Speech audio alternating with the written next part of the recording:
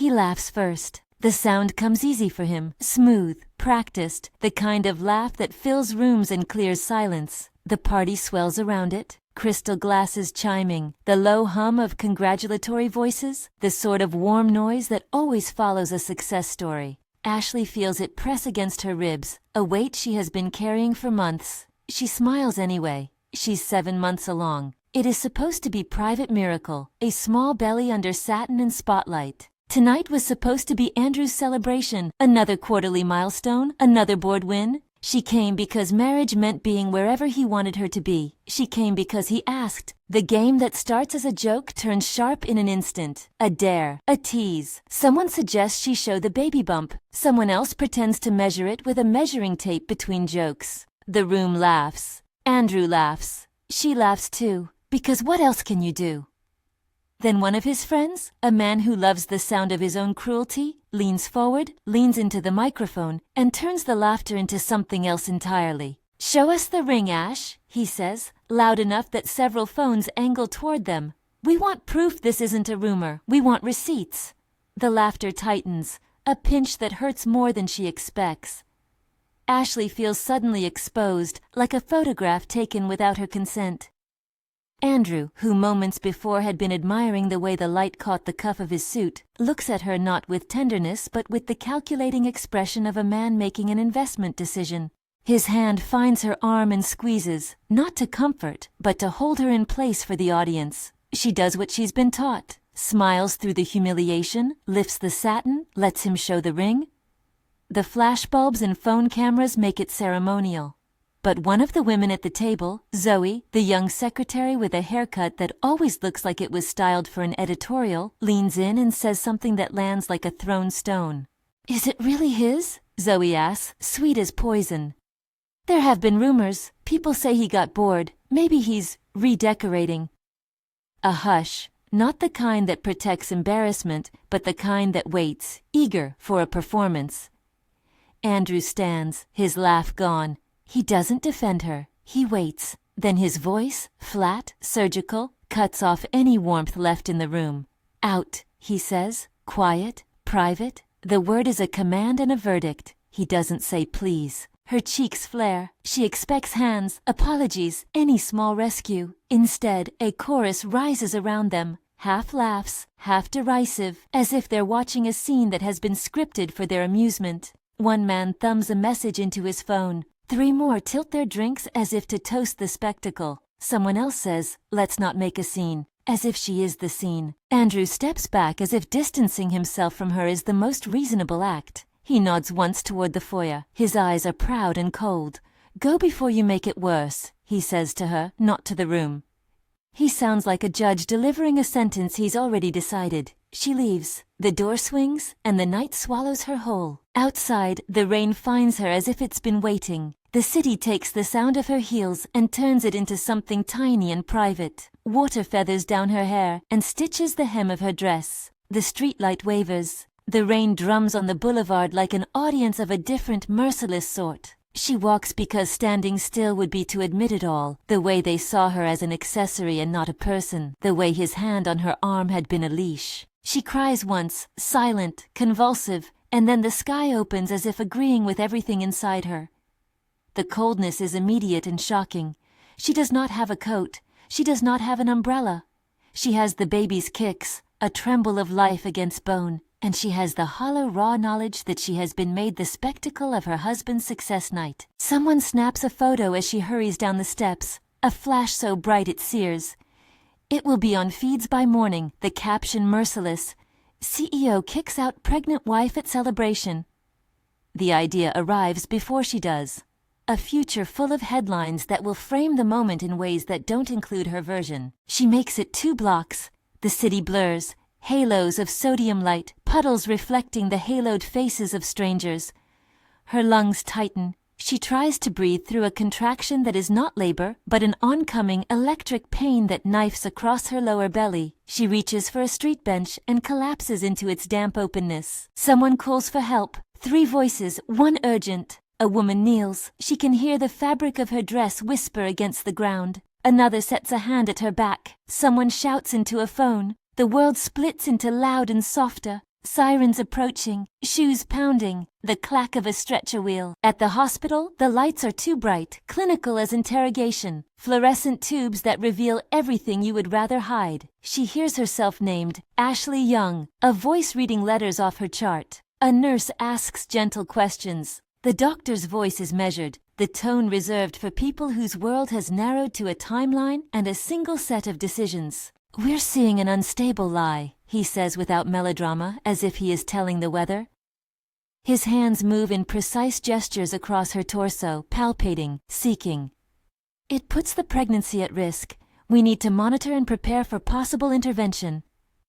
Language like this is foreign enough to be another country. The phrase unstable lie takes on a monstrous size. It means the baby's position could compromise everything. It means decisions have to be made quickly. It means phones are pulled out and consent forms slide across sterile surfaces like proxies for a chaotic, impossible future. Andrew arrives with wine on his breath and the heavy perfume of someone who has never had to wait in an emergency room. He stands in the doorway, hands in the pockets of a suit that suddenly looks too formal for a hospital waiting area. For a moment he tries to be husband, urgent, concerned, using the rehearsed face of a man who has rehearsed grief for the camera.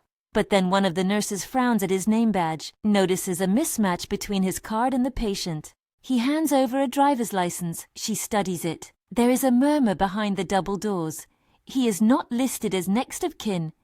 "How is she?" he asks, voice cracking with something like sincerity. "We need authorization for the procedure," the nurse says. "We need to confirm next of kin and consent." He looks to the staff as if this is a bureaucratic glitch. "She's my wife," he says, the sentence a defense that should be sufficient. The nurse asks for proof.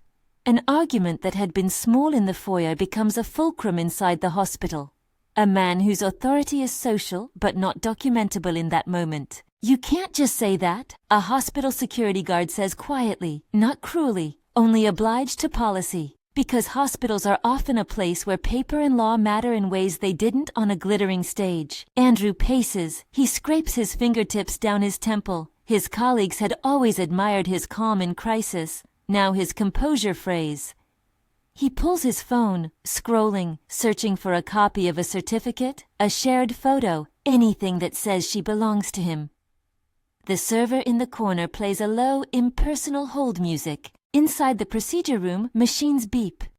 A nurse mentions a transfusion might be necessary. Blood packs are requested. A phone call is made. A nurse draws a hand over Ashley's brow and says, "We'll do everything we can." The words are soft and decidedly not promising. They are a lifeline tied to the reality of what they can do in that moment. Then an argument escalates in the corridor. A delivery van was delayed. A batch of blood packs was miscounted. A supply chain error flagged in a quiet, bureaucratic voice. An explanation that will become a rumor later. The emergency is not waiting for clarity, so they act. They prep the room. The doctor's hands move. The monitors write their own code in beeps and waves that mean survival and risk, and the small, fragile negotiation between hope and medicine. Someone says his name, Mr. Garcia, not Andrew, not the CEO. A man with a steady face enters like someone moving through a room he owns by virtue of presence, not position. He is not of their circle, not the one at the table with the polished laughs. He is middle-aged, hair threaded with silver, with hands that look like they have done work, not posed for photos. The nurses know him. The chart has a donor tag. He steps forward and indicates he can donate. He understands blood. He understands what a hospital asks of strangers in its most vulnerable hours. Identification, a history of health, a disposition to help. He offers without spectacle. He walks into a curtained corner and the staff take his blood with practiced care. He doesn't stand on ceremony. He is quietly efficient. And, when he looks at Ashley, the look is neither pitying nor voyeuristic. It is simply human. Meanwhile, Andrew goes from controlled to frantic. Without a shred of paperwork, his entitlement loops back on itself. The room does not bend to his reputation. Friends hover near the glass doors, whispering, phones lowered like weapons. Zoe lingers too, her hands pressed to the glass as if she can teleport herself into the room. When a nurse asks her to step back, she does, but she watches. Her face is careful, a constructed neutrality that looks like concern, and something harder beneath it, curiosity, fear, calculation. The procedure is a blur of clarity and sterile detail. Machines hum. The doctor tells Ashley the risks, and she consents with a voice that cracks. When she signs, it is less of a physical stroke and more a putting down of armor. She places her name, the ink a line that becomes permission and surrender in one. Afterwards, because there is so often an afterwards in hospitals, the doctor pulls Andrew and Ashley into a small consultation room. His voice is steady in the way of people who have to say things that will change lives. He tells them what the monitors whispered during the procedure. He offers a medical truth where people had been playing with spectacle and rumor. We did what we could, he says. He uses the passive voice because sometimes the world is too volatile to hang being on a single person's shoulders. There was significant distress. We stabilized her physically, but I need you both to understand the severity of the situation. The words are blunt. They do not soften the moment. Ashley hears them as if through cotton. She reaches automatically for the shape of her stomach. The emptiness answers with a new, deeper hollow that settles like sediment. Outside the consultation room, Andrew stalls. He tries to take charge. Policy, status, money, anything that has worked for him before. But a hospital's clock ticks a different rhythm. The registrar asks for the marriage certificate again. The staff ask who the next of kin is. For the first time since he wrote quarterly reports and justified mergers, his signature and his name do not carry the weight he expects. He attempts to cajole, to charm, to summon lawyers with a flurry of calls. One of his colleagues, a man who had laughed at the table minutes before, shifts when a nurse mentions an audit, voices low, eyes darting. He's had access to some discretionary funds, says one whisper later, the kind of aside that will metastasize into rumor. Small transfers, she might want to look into company accounts. The sentence hangs like a splinter in the air. No one has evidence in that hallway. Evidence waits for ledgers and tomorrow's receipts. But the insinuation finds a way into the room, because people always look for patterns to make sense of chaos. If Andrew is unsteady here, perhaps there are other places where his steadiness hides fractures. Ashley's phone buzzes with the first set of headlines before anyone has the chance to run a coherent narrative. A photo taken outside the foyer, a short clip of Andrew telling her to leave. Someone later will crop the clip to make it crueler. She swipes the screen with numb fingers. Comments cascade, some cruel, some curious, some supportive. One message from a number she's never called simply says, "Where are you?" She sees it and thinks, for a beat, about not answering. There is pride in silence. There is also survival in reaching for a lifeline she had been reluctant to use. And so she calls the one person she has been saving for a moment when nothing else could be fixed by a glass of champagne and well-timed smiles. Her father answers on the third ring. He sounds older than she remembers, vocally a duskier presence, patience wrapped in a careful cadence. He asks where she is. She tells him. She hears the intake of breath, familiar and immediate, like a bell that tolls for family matters. He does not ask for details. He says simply, "We'll be there." "No," she hears herself say, and the word is small but steady. "Not just that. He's made it public. I don't want to be hidden anymore. He needs to know that this changes things." Her mother takes the phone then, voice soft but taut with an old resolve Ashley has seen before at family gatherings and business meetings. "Tell me exactly what you want," her mother says. The question is precise, like a surgeon's scalpel. Ashley breathes. The hospital's fluorescent anonymity presses in on her. The loss of control gnaws at the edges. She could beg. She could whisper apologies and fold into whatever protection Andrew's name still offered. But humiliation has a taste that lingers. It does not wash away with penitent words. Something inside her, small and unbroken, insists on being heard. "I want him with nothing," she says, and the words fall out like a confession and a verdict. She shapes them without theatrics. There is no relish in malice, only a fierce clarity.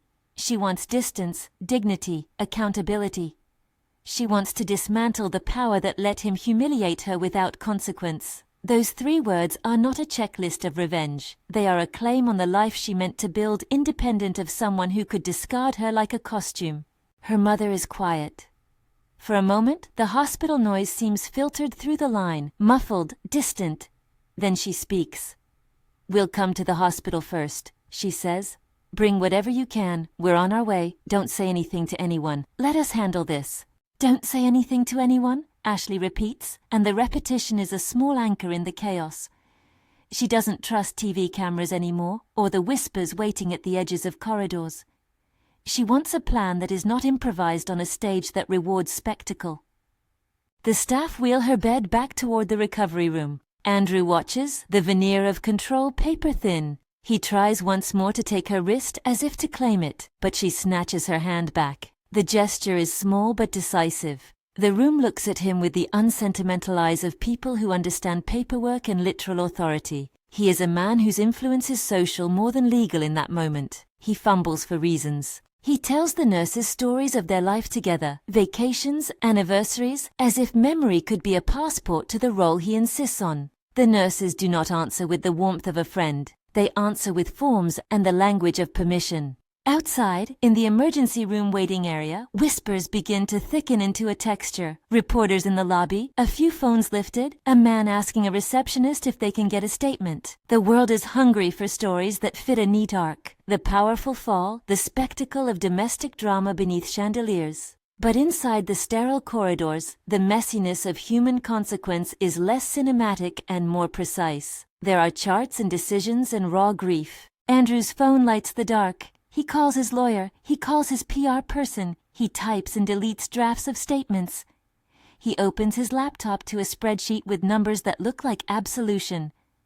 But numbers do not apologize to a woman whose body has been exposed to the casual cruelty of those who were supposed to hold her up. Mr. Garcia lingers in the periphery like a quiet counterpoint to all of it. He speaks to the nurses in short, pragmatic sentences, and he checks on Ashley with the soft concern of someone who measures life in small acts of assistance. He does not posture for cameras, he does not tell stories. Later, when the rumor mills catch their breath, the narrative will pin him as a mysterious benefactor. Tonight, he is simply a man whose blood helped fill a line on a form that had risked being empty when they needed it full. Zoe leaves the hospital sometime later, eyes red, phone clutched to her chest. People will try to place her. Was she complicit? Was she cruel? Was she merely 25 and doing what the world taught her to do to survive? In the press, nuance rarely survives. But tonight her shoulders slump, not because she sees the consequences of a single word, but because she feels the gravity of a life rearranged in one loud, thoughtless moment. An hour folds into another, and the exhaustion of it all presses like a hand across Ashley's face. The doctor offers condolences and next steps with a professionalism that is both balm and blade. To care for physical trauma is to also have to attend to the mind and heart. He suggests counselors, time, medication for pain. He offers a quiet that is almost sacred. When the morning edges the windows with gray, when cameras have found angles and feeds have written their narratives in the shorthand of outrage, Ashley sits up in her hospital bed and looks at the little bruise the IV line made on her arm. A photograph earlier had framed her as spectacle. Now she looks at sections of herself that feel like truth. Scars, stretch marks, the faint lines around her eyes that no celebratory lighting could erase. The body is surprised to still be a body after being made a subject. Her mother arrives in the lobby with the kind of presence that changes a room. The young family, once an invisible wind in a room dependent on who they fed and catered to, walks in with something that is not merely money but the habit of being taken seriously. They do not storm. They do not shout. They close the door on the waiting room and speak in the measured low register of people who are used to getting things done without spectacle. Their arrival is the hinge between humiliation and consequence. "You should never have been humiliated like that," her father says when he sees her, and the words are softer than anger. They are a returning of dignity, an insistence that someone else's cruelty does not define their daughter. Her mother takes Ashley's hand and does not ask why she didn't call sooner. There is a repertoire of questions unsaid, why she married him, why she remained, what she had endured, and in that silence is permission to choose what to do next. The family moves fast in the way people with resources do. They place calls that reroute rooms, messages that unplug guest lists, a network that can push ripples into the water until the pond trembles. They have allies, quiet connections that will matter because they have been cultivated for decades. They do not yet lay out their plan in full, Part of the power is in the knowledge that they can do more than threaten. Theirs is not brute force, but the slow, inevitable pressure of someone who can withdraw favor like oxygen. Andrew watches their entrance like a man seeing a tide he did not expect. His phone buzzes with a message from a board member asking for clarification. The tone is not accusatory, yet, but it is precise in a way that causes him to swallow. For the first time in a very long while, other people's opinions of him seem to have consequences beyond the glass of the party room. Ashley's hand moves to her phone. The call she has made is not the end but the ignition. Her voice is steady when she says to her mother, "Make sure his access is cut. No invitations, no bank approvals, no PR spin. I want him with nothing." The line is short. The words are not petty. They are not a desire for vindictive ruin. They are the articulation of a boundary she has wanted to draw for months and could not while the cameras were still trained and his power unchallenged. It is a legal and social strategy, dressed in the simplicity of a woman who no longer wants to be collateral damage. Her parents, calm, practiced, not bragging, nod even though she cannot see them. Their plan will be quiet but sweeping. They will speak to lawyers, to the board, to investors. They will remind people who holds the ledger of favors. They will walk into rooms and set the record straight, not with rage, but with the unmistakable authority that comes from being known and trusted at tables where reputations are made and broken. She hears the sound of keys tapping into a phone. She hears her father's voice, clipped and precise. She hears a name she has not heard discussed in years, Young Foundation, an organization that quietly underwrote charities and galas and kept its records tighter than a safe. It will be a lever. It will be the plausible, carefully wound mechanism that can press against Andrew's empire in ways that look legal, intentional, inevitable. Outside, the rain has stopped. The city smells like wet asphalt and a small, fresh possibility. Inside the room, television in the corner hums the first headlines and clips, as if oblivious to the gravity that has just been rearranged. The phone rings in her mother's purse. It is a board member returning a call. The voice on the other end says only what is necessary. "We'll review, send us the dates, we'll set a meeting." Ashley breathes in, the inhale deep and unfamiliar. The weight of the morning's event sits like a bruise and a truth. Humiliation had its hour, but so does response. She thinks of the photograph taken in the rain, flattened perspective, a single frame with 1,000 interpretations. She thinks how narrative could be reclaimed, how the cameras that had once held only one story might now be forced to watch another. She thinks of Andrew, pacing in the corridor like a man in a glass cage. He looks less like a titan and more like a figure gradually unhooked from an audience. She thinks of the circle that laughed at the table and how the invitation list may soon look different. She does not feel vindictive pleasure. She feels instead the steady, hard comfort of legality and family loyalty aligned on her side. On her phone, the screen goes black and she lets it sit there. The decision has been made aloud. The one call that the title will later make famous, the call she had sworn she would never have to make, has been placed. The gears of something larger begin to turn. Lawyers pinged, family offices alerted, a foundation head preparing a letter. It is work that will not be visible on feeds, but will be devastatingly effective where it needs to be. In bank ledgers, on board rosters, at invitation lists. Andrew does not know yet the full weight of what is coming. He thinks in contagions of charm and control. He thinks he can apologize and regain the stage. He believes that with enough contrition the cameras will forgive. He does not yet understand that the audience he used to own has a different currency now, one that his performance won't buy back. Ashley, for the first time since the night began, allows herself to feel something like resolve. The hospital light is harsh, but it reveals what is there. There are lines that can be redrawn, rights that can be insisted upon, and an argument no longer waged on someone else's stage. She squeezes her mother's hand, a small wired pressure. Outside, the city breathes. Inside, voices of people who will change the shape of the night speak quietly, decisively. She lifts her chin. The room feels paradoxically small and enormous. On her bedside table, her phone vibrates again with messages from numbers that could be allies or opportunists. She ignores most of them. She lets the call to her parents stand for now. A single clean chord that starts to sound in the hollow left by betrayal. Somewhere in the hospital's circulation of cables and light, someone will log the morning's events into a file that will later be called an investigation. A board member will draft a question for Andrew. A PR team will couch messages in terms of privacy and respect. A young secretary will face gossip that will not understand that cruelty can be a kind of unemployment for compassion. But in this small fluorescent room, after the machines have slowed and the beeps have softened to a patient rhythm, Ashley breathes and thinks of the words she had said into her phone. I want him with nothing. They were not a promise of ruin. They were a reclamation.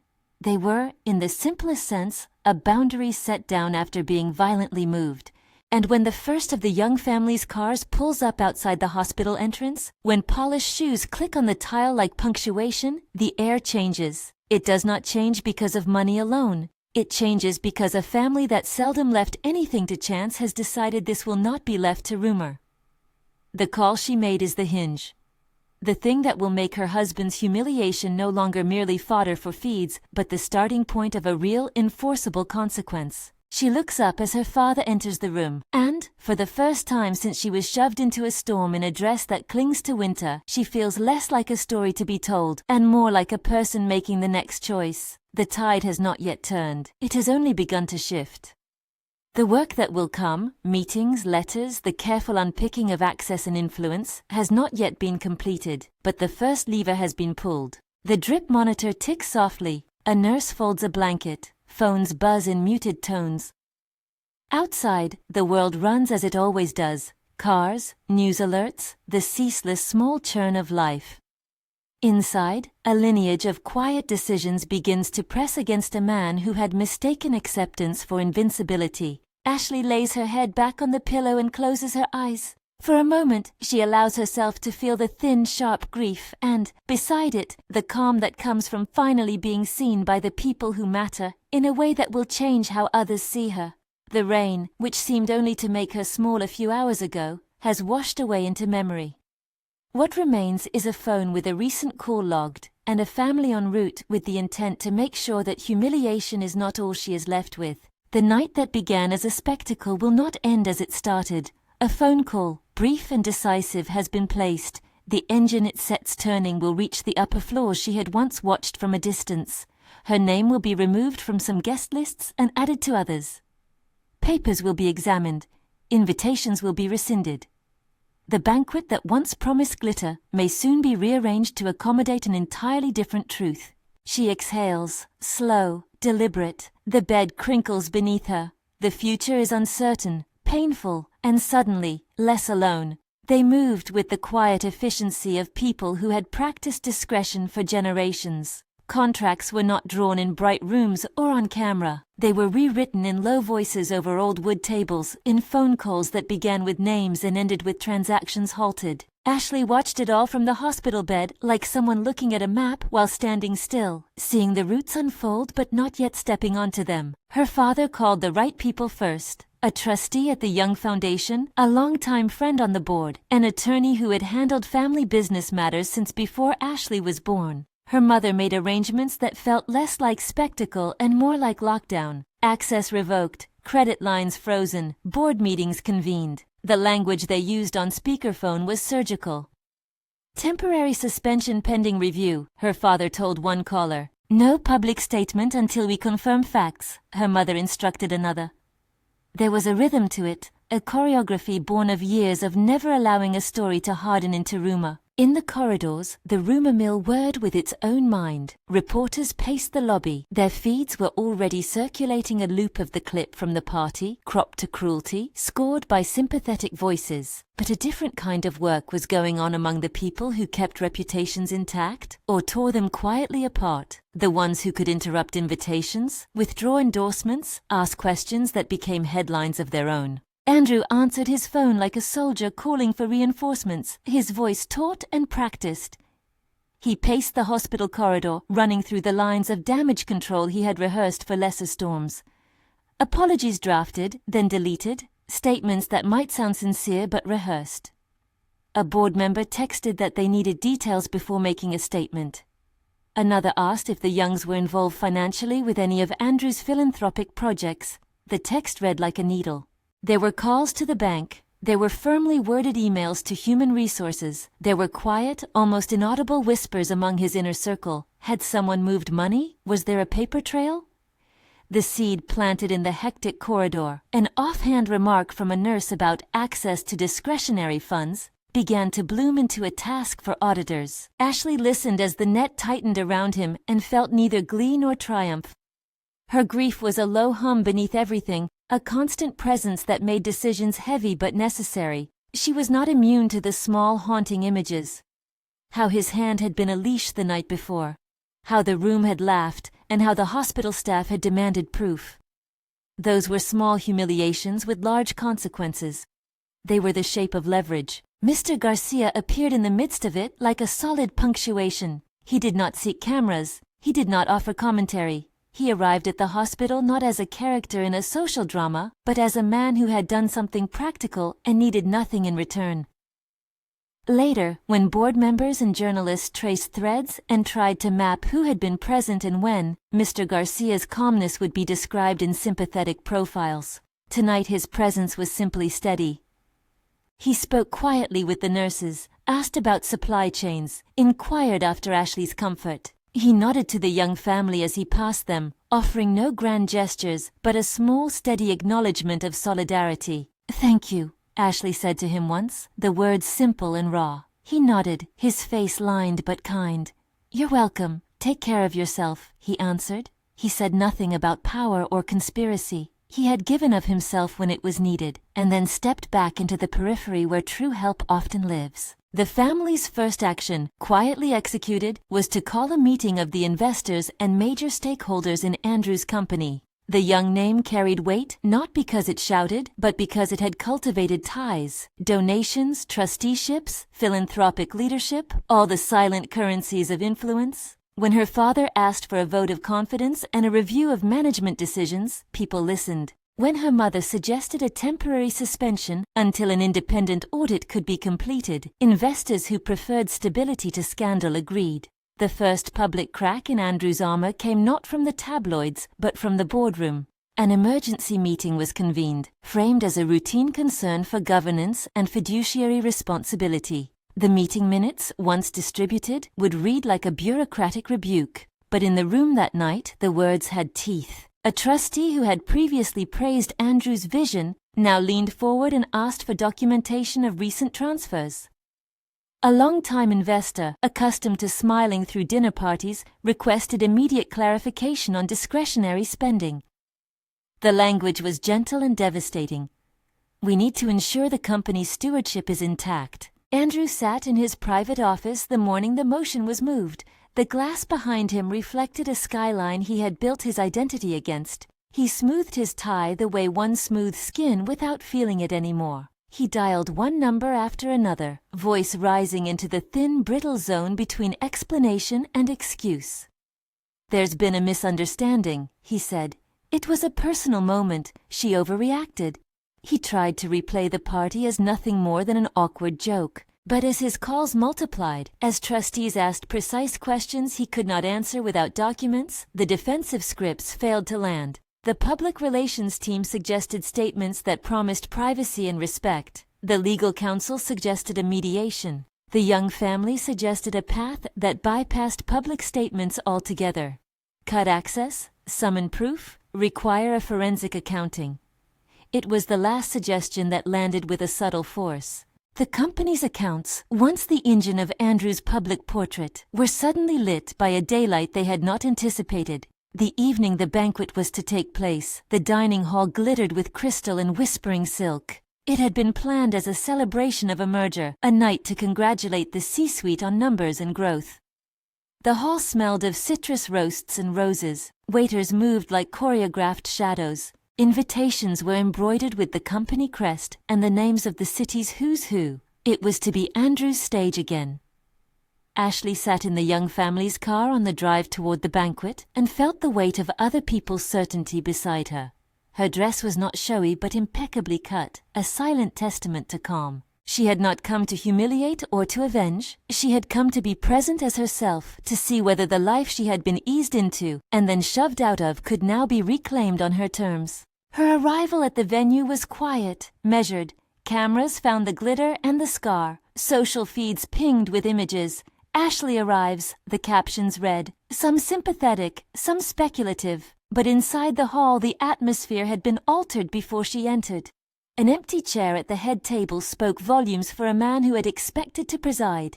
Invitations had been rescinded for several of Andrew's closest allies. Phone calls had been made. Names that had mattered the night before now found themselves uninvited, their tickets quietly voided by hosts who preferred discretion to scandal. Andrew's phone lit up in his pocket. The buzz was a chorus of colleagues asking if he had a plan.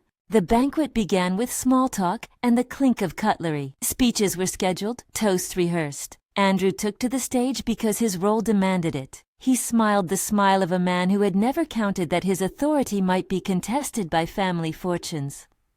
He took the microphone with the easy arrogance he had always worn like a second skin. "Andrew," his chair said to him later, "we need to address some concerns." The voice came not from the floor, but from a figure at the head table, an elder trustee with long-standing ties to both companies. He did not shout. He did not dramatize. He spoke with the calm gravity of someone who had sat on more than a few boards. "We have requests for transparency, for temporary oversight while an audit takes place." There was a murmur. The clink of a spoon paused. The chandeliers seemed to hum. Andrew tried to turn the speech into a pledge of good faith, the kind of rhetoric that placates. He promised cooperation. He promised a personal statement after the event. He promised contrition. It sounded as if he was reading from a script he had learned in crisis management school. Then the young family rose, not to accuse with spectacle, but to present a different kind of evidence. Ashley's father spoke gently, with an old man's steadiness. He did not shout the injuries his daughter had known. He did not trot upon the private grief she carried. He spoke of governance, of stewardship, of the responsibilities that came with leadership. He read, in a voice that had no need of flourish, a list of actions requested: suspension of certain authorities, an independent audit, a temporary change in signatory powers for philanthropy funds. The wording had been chosen to be decisive without melodrama. A guest at the head table reached for Andrew's hand, withdrew it, and then did what the room had been waiting for. A board member stood and requested a vote. The motion was carried with a slow momentum. Yes votes, some silent, some awkward. No votes, fewer than Andrew expected. The result was procedural, but its real effect was social oxygen being removed. Invitations were rescinded. Lines of credit were frozen. Foundation partnerships he had enjoyed were paused pending inquiries. The undercurrent of power, who was trusted to speak at dinners, whose name opened doors, moved in ways that could not be easily reversed. Andrew felt it the way a man feels his skin when removed from warmth. Shock, then dawning cold. He tried to rally friends, to call on favors. He pressed palms against faces that had once laughed, but the world had shifted. The friends who had feigned merriment in a private theater now looked down at their napkins. Their loyalty to spectacle had limits when faced with the thin, steady force of a family that could call the right people quietly and effectively. It was Zoe who slipped through the edges of the banquet like a mistake made visible. She had arrived with the rest, polite and tentative, and now she sat at a corner table, hands folded, her eyes hollowed by regret. Whispers had begun about her involvement in the party's cruelty. Other murmurs suggested something darker, transfers authorized for projects that never happened, small lines of petty theft that add up to moral rot. A junior accountant, who had noticed oddities months earlier, had been pushed aside. Now that account was in plain view. A senior investor stood up and said, in a voice that did not tease but did indict, "We need to review every discretionary transfer. We cannot tolerate impropriety." Cameras did not get the memo to be kind. Someone at the table texted, "Breaking, audit requested." The scrolling phones lit faces with the glow of coming headlines. Zoe's face drained. She had been young in a room that rewarded PR-friendly faces, and she had learned to smile in a way that hid the edges. The shame she felt was not simple malice exposed, but a recognition of how she had learned to survive by mimicking those above her. She had laughed at the party because laughter had been a currency that bought safety. Now the safety was gone. Andrew made a final attempt, one that was small yet raw. He stepped toward Ashley, hands out as if to bridge a chasm with an embrace. His voice was thin. "Please," he said, "work with me. We can fix this. I didn't mean—" He tried to place his mistake within the realm of human failing and to ask for forgiveness, as if an apology could stitch what had been unraveled. Ashley looked at him, and for a flash the hospital's fluorescent light came back to her memory. The ache, the consent form she had signed, the hollow in her ribs that had not yet healed. She pictured the phone call that had started this unspooling, the one she had made to her parents, and the quiet decisions that had followed. She felt no vindictive joy in his defeat. What she felt was a fierce, measured boundary. "No," she said. The word was small but unbreakable. She did not raise her voice. She did not gloat. She said what was true for her. "I do not want what you offer. I want my life back on my terms. I want to be safe. I cannot trust you to hold that." Her meaning was clear. "I want you with nothing," she added, not as a wish for cruelty, but as a firm decree that he should not be left in a position to hurt her or others again. The room did not explode into applause. Instead, it folded into a kind of stunned quiet. Some guests rose slowly. Others shuffled their chairs. Andrew's face, once so assured, reduced into a map of disbelief. He had built an identity on appearances and charm. Those things were being stripped away in a language that money did not smooth. Invitations were retracted, partnerships put on hold, sudden freezes that could cascade into reputational damage. Outside the banquet hall, the photographers worked in a practiced loop, capturing the glow of chandeliers and the silhouette of a man who had just been made small. The footage would run as narrative. A man undone, a woman reclaimed. The editors would tinker with angles and captions. But the private work had already been done by the young family. Contracts adjusted, bank signatories changed, philanthropic checks paused.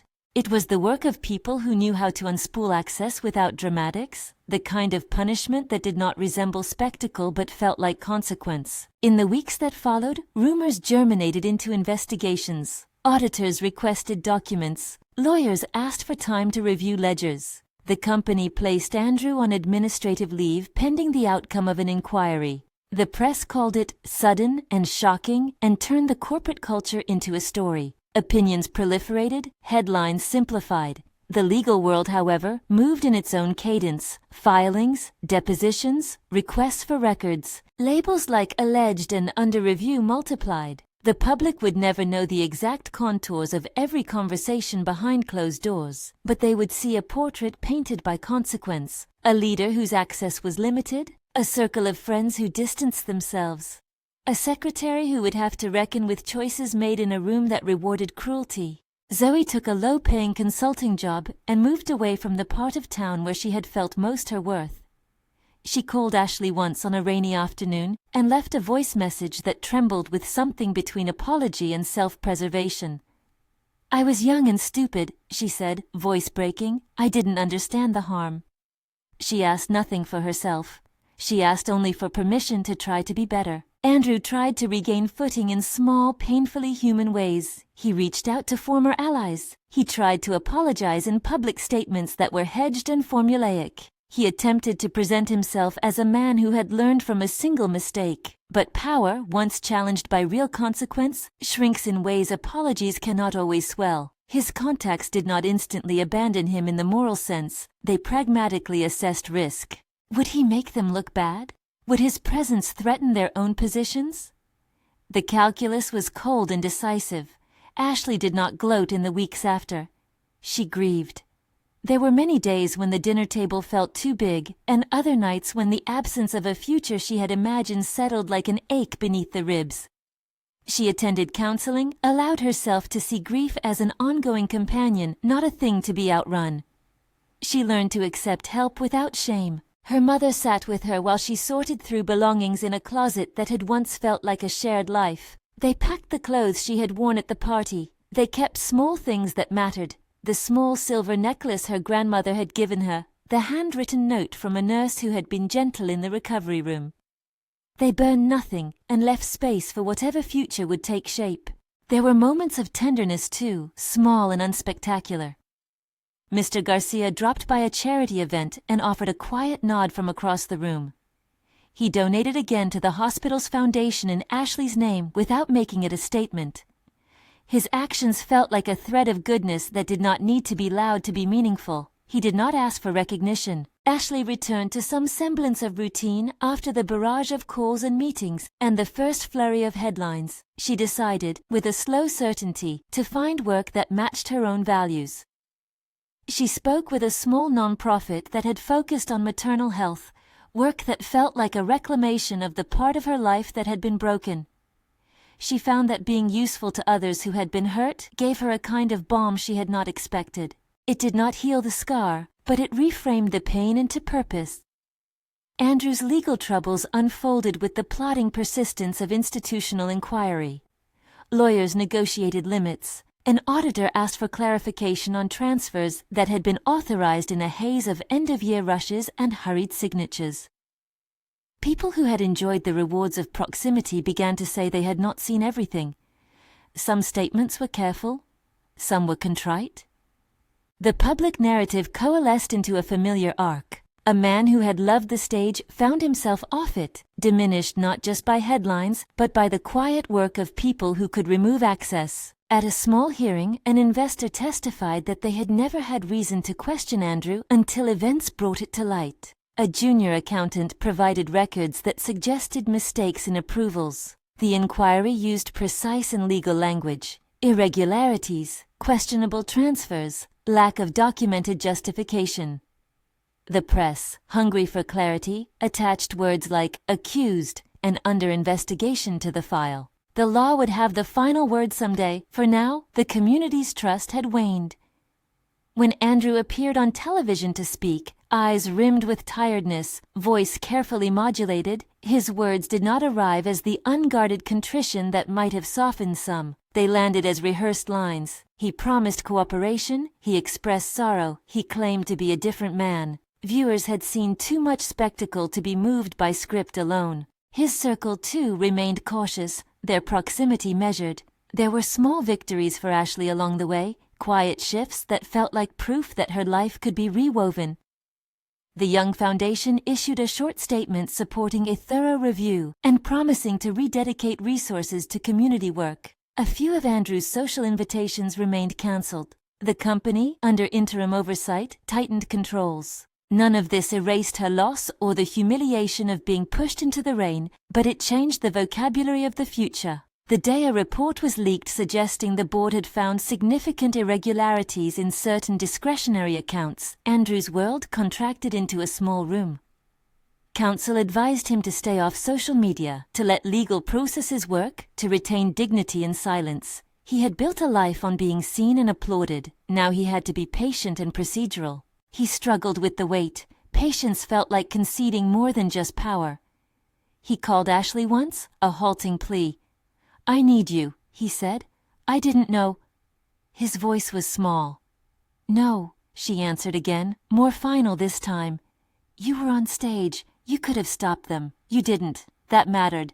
She could have walked the path of reconciliation in private, of mediation and rebuilding the fragile trust between two people. She chose not to. Not because she wanted to punish, but because she recognized the difference between personal failure and systemic harm. She wanted to reclaim safety for herself and not to be the person to rebuild a man's public standing while he had yet to reckon with the structures that permitted harm. Months later, when an official statement was released, worded with legal caution and technicality, it confirmed what had already been felt. Investigations were ongoing. Actions had been taken to secure company assets. Certain accounts were under review. It did not provide the cathartic public spectacle some wanted. It provided instead the slow, bureaucratic motion of consequence. Life for Ashley continued. She organized small fundraisers, visited the hospital wards where she had been cared for, and sat at tables with women who had lived through similar humiliations and becomings. There were dinners with her parents that were ordinary and cleanly domestic. There were nights when the city felt smaller and kinder than it had the night she stepped into the rain.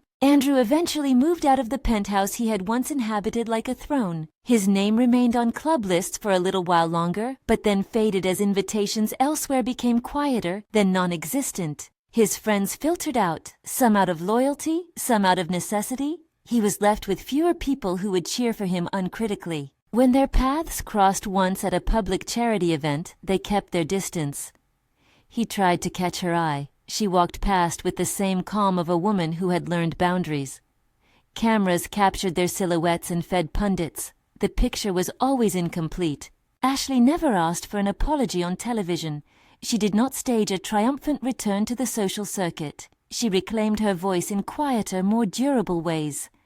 Her work with mothers in need became a steady rhythm, a testimony to taking pain and shaping it into advocacy. She spoke not about revenge, but about accountability and prevention.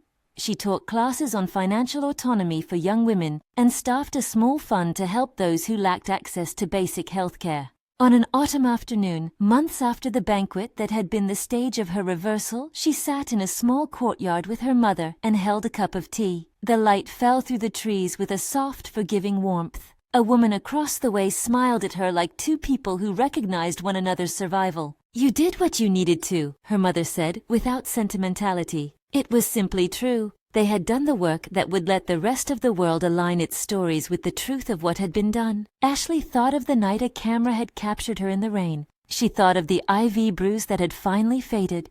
She thought of the little necklace on her chest and the tiny note a nurse had left in her bag, thanking her for being gentle with herself.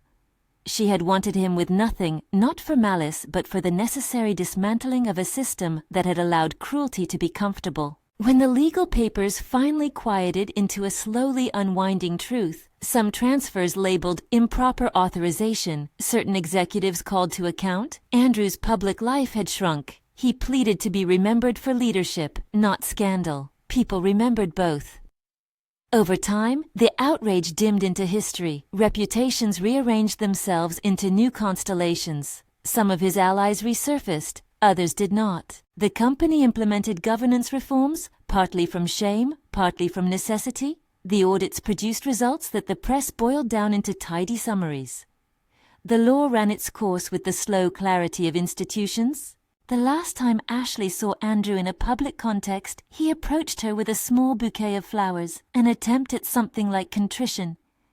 She received them with the same even hand she had used to sign forms in hospital rooms. He spoke of regret and asked if there was any way to make amends. She met his apology with the same truth she had given months earlier. "You can try to make amends," she said, "but you cannot erase what was done. You can change. That is on you." She did not add that his choices had consequences that would ripple beyond his private remorse. She let him keep his dignity if he performed it privately. She refused to wear his recovery as her redemption. He was left to rebuild a life without the spotlight it had depended on. She built a life with new friends, new work, and a self that had endured both cruelty and the slow, steady reclamation that follows when the people who hold you dear choose to act. The final public scene was small. At a foundation gala the young family hosted a year later, Ashley stood under warm lights and watched as programs were handed out and donations were tallied for clinics across the city. There was a short speech about accountability and community care. It was not a speech about revenge, but about the responsibility wealthy institutions had to do no harm. She listened, then moved through the crowd exchanging polite words, catching up with nurses she had met in a fluorescent corridor that once felt like a separate life. She ran her thumb across the underside of a small charm on her bracelet, the same one that had been there the night in the rain, and felt its smoothness like a talisman. The charm did not erase the past. It was a reminder that she had been through something and come out with the stuff of a new life. When someone asked her later in the evening if she regretted how things had unfolded, she smiled with a sad softness. "No," she said. "Regret would mean I wanted the past back. I don't. I wanted dignity forward." Andrew's name became a cautionary tale among some circles, an example of how social cruelty and ethical slippage could be costly. For others, his story was more complex. There were nuances, mitigating factors, people who would always defend him. The world kept telling many stories at once. Ashley kept one. She would not return to be reduced. In the quiet minutes after the gala, as the hall began to empty and staff moved like efficient ghosts clearing settings, Ashley stepped outside into cool air. The city had the faint smell of wet pavement from an earlier drizzle. She took a breath of the night and felt finally a calm that had nothing to do with applause or condemnation. She had made one call in a hospital corridor when the world still seemed to hang on interrogation lights and breathless machines. That call had set in motion the slow and precise mechanisms that would change who controlled access to power in her life. The reversal was neither instantaneous nor purely punitive. It was a cascade of choices, some legal, some social, some deeply personal, that shifted the balance of who could hurt whom. She thought again of the words she had spoken into her phone, a phrase that had once been a fierce boundary.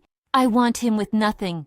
Now she understood how complicated that wish had been. It had not been a desire to see a man broken for pleasure. It had been an insistence that the structures enabling cruelty be dismantled so they could not repeat. It had been a demand for safety, autonomy, and an end to a script in which she was collateral. A soft breeze moved through the city, and she felt the strain around her shoulders ease a degree. She was not healed, not the way healings are sometimes promised in movie finales, but she was moving forward with a steadier step. The road ahead was not empty of pain, but it was also full of possibility. She folded her hands in front of her and let the night close gently around her. There was no triumphal music, no last scene of dramatic revenge. There was instead the slow work of rebuilding a life that belonged to her. She had asked for him to be left with nothing, and the world had, through its own mechanisms and the steady intervention of the people who loved her, answered. In that answer she found no malice, only a hard-won space to breathe. If this story moved you, like and subscribe for more tales of survival and comeback.